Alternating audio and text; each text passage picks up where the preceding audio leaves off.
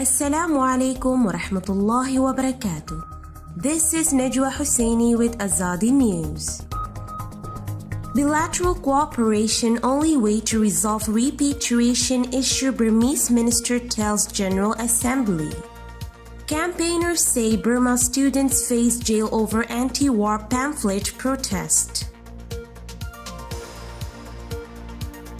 Bilateral cooperation is the only way to effectively resolve the repatriation issue between Burma and Bangladesh, the Minister of the Office of the State Councillor of Burma told the UN General Assembly. Speaking at the UN Assembly's annual debate via a pre-recorded video message, Minister U Cha Tin Shui invited the government of Bangladesh to show its genuine political will to cooperate by strictly adhering to the terms of the signed agreements. Should Bangladesh commit itself to the bilateral process, it will find Burma a willing partner. Pressure tactics will be futile. Myanmar does not react well to pressure, he added. The minister informed the assembly that while bilateral repatriation had not yet started, more than 350 displaced persons from camps in Cox's Bazar had returned to Burma's Arakan state on their own volition through unofficial channels. Ensuring accountability in his remarks, the minister also said that his government shares the concern over allegations of human rights violations in Rakhine and takes them seriously. He recalled Aung San Suu Kyi, the state councillor of Burma, who told a public hearing at the International Court of Justice (ICJ) in December 2019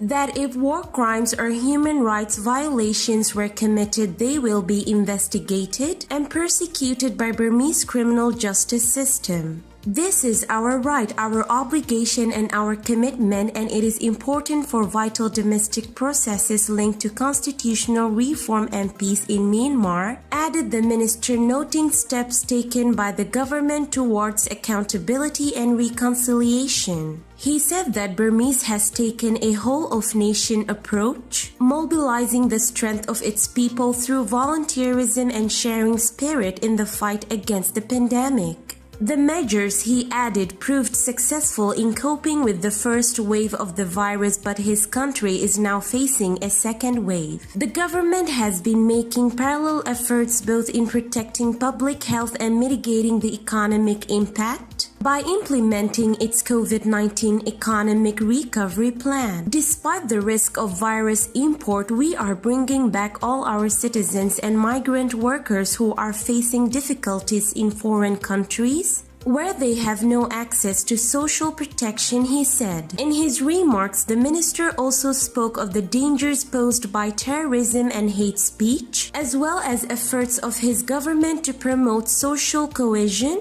addressing sexual violence and preventing violence against children. Burmese student representatives said on Tuesday that 14 students had been arrested and charged with offenses carrying up to 2 years in jail after handing out pamphlets criticizing the government and the military. Police said they did not have details of any arrests.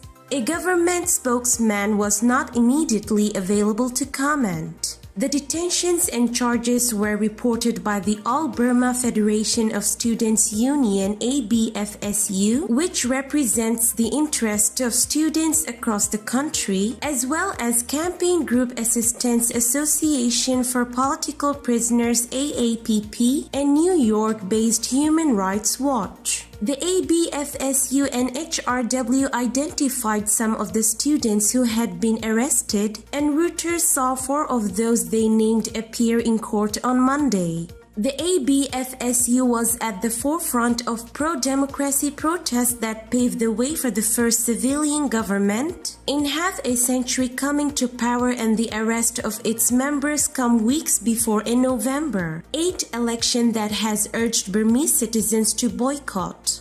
As part of a campaign which began in early September, leaflets containing slogans such as "Dictatorship must fail" and "Oppose murderous fascism" were distributed by students in towns and cities across the country. They also urged authorities to restore internet in the western state of Arakan, where access has been curbed.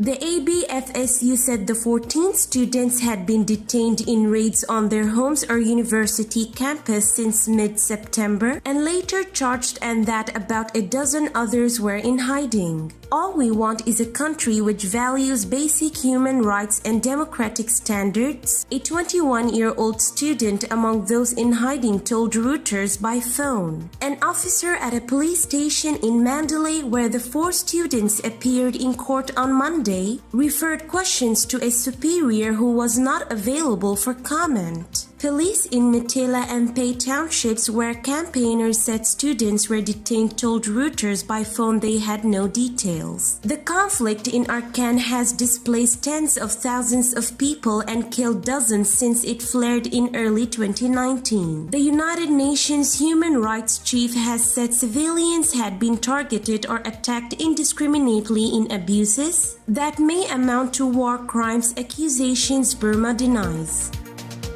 This is today's news. To get more updates about Rohingya, subscribe to our YouTube channel and hit the notification bell. Visit our website azadinews.org and follow our social media accounts. Wassalamu alaikum wa rahmatullahi wa barakatuh.